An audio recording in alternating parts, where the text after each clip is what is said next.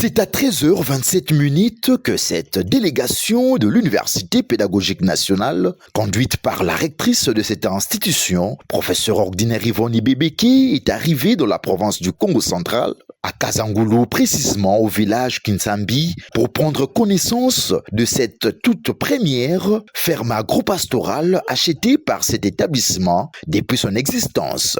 En présence d'autres autorités facultaires et départementales d'agronomie et environnement, mais aussi de médecine vétérinaire, les professeurs Antoine Mumba Djamba, doyen de la faculté d'agronomie et environnement de l'UPEN, a précisé que sa faculté, celle de médecine vétérinaire, qui sont de bénéficiaires de ces terrains de 10 hectares, sont déterminés à faire preuve de ces dons. Les connaissances acquises peuvent mettre à court terme la population, qui du reste a déjà des sérieux problèmes de sécurité alimentaire et nutritionnelle, à travers les connaissances qui seront acquises par les étudiants qui vont bénéficier d'une bonne formation pratique. Néanmoins, quelques préalables à accomplir s'imposent pour jouir pleinement de cette ferme agricole, notamment le moyen de transport et certains documents. Il faudra avoir des bâtiments pour les étudiants, auditoires, gîtes pour les enseignants, des agents qualifiés qui devront rester à la ferme en permanence. Sentinelle aussi. Il nous faut des moyens de transport, des jeeps 4x4, des motos. Et la ferme nous permettra de faire des stages bloqués parce que nos étudiants vont en stage jusqu'à Kulungongo, à Mvoisi, à Matadi et plus loin encore, avec $1 par étudiant pour les stages. Il est difficile d'accomplir pleinement cette mission. Donc la prise en charge des encadreurs locaux, nos encadreurs qui doivent assurer le suivi, là où nous devons nous adresser au service des finances. Aussi, nous comptons avec les caprices de la nature. Quand il survient un accident, on doit intervenir à temps. Là, s'il faut attendre de remplir la demande de fonds, la vie de nos plantes ou des animaux sera à danger. Qu'on ne soit pas encore assuré. Et à la reprise des activités, nous devions terminer avec les enseignements et passer aux évaluations. C'est le cas avec L3 LMD. C'est ainsi que ces étudiants sont en train de passer les examens de récupération maintenant que je suis en train de parler.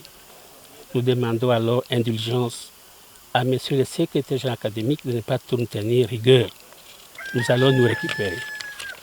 Très heureuse de prendre connaissance de ces résultats satisfaisants qui témoignent non seulement les efforts conjugués par son comité de gestion et les autorités de la faculté d'agronomie et environnement, mais également à celle de médecine vétérinaire, la professeure ordinaire Yvonne Ibebeke rassure de mouiller davantage le maillot afin de gagner le partenariat gagnant-gagnant avec les organismes internationaux, tout en félicitant ses collaborateurs qui font preuve d'une synergie des efforts à saluer. D'ores et déjà, nous allons voir ce que nous pouvons faire à notre niveau pour acquérir ces fameux bas-fonds qui est important pour l'élevage et aussi pour certaines cultures maraîchères.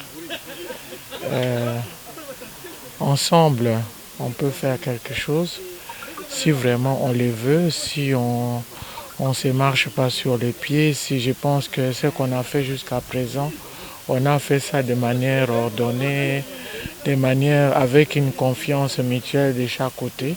Je pense que nous allons cheminer dans cette confiance pour pouvoir aller de l'avant, pour que, peut-être à la fin de cette année-ci, que nous puissions manger les aubergines de notre ferme. En se plongeant dans le bain, la délégation a passé en revue le 4 coins de cette ferme agro-pastorale de l'UPEN dans le moindre détail. Un terrain acheté sur fonds propres de cet établissement et au concours des différentes parties question de permettre désormais aux étudiants de faire des stages bloqués à temps utile et aux conditions réunies. En présentant tous les contours de cette concession des 10 hectares aux UPN en général et aux membres du comité de gestion en particulier, le professeur Mathieu Willy Kabamba, vice-doyen chargé de la recherche à la faculté de médecine vétérinaire de l'Université pédagogique nationale, a démontré l'importance d'utiliser en bon escient cet espace pour mettre sur pied, entre autres, la pisciculture, la porcherie et bien d'autres pratiques. Et plusieurs fois, nous avions fait des sollicitations auprès des autorités pour qu'ils puissent nous donner d'une ferme didactique. En acquérant cette ferme de 10 hectares que le comité de gestion vient d'acheter pour la faculté, ça sera un lieu didactique où pourra se faire la pratique de nos étudiants. Parce qu'à ce stade, pour que nos étudiants puissent faire le stage, nous recourons à d'autres institutions partenaires. Et nous sommes sujets par moment à leur agenda, à leurs caprices.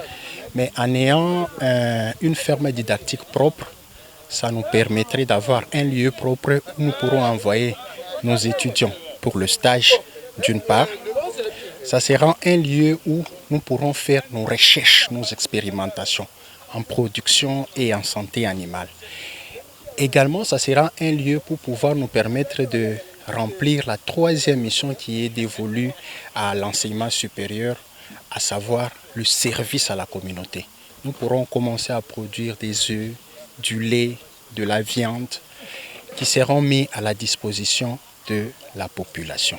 La satisfaction totale, c'est la seule expression qu'on pouvait lire au visage des autorités de l'Université pédagogique nationale à tous les niveaux, et il s'avère important de noter que d'autres démarches seront menées dans un proche avenir afin d'étendre cette concession en achetant d'autres espaces environnants pour assurer davantage la troisième mission assurée à l'université, celle de rendre service à la communauté. Une journée gravée dans les annales de l'Université pédagogique nationale.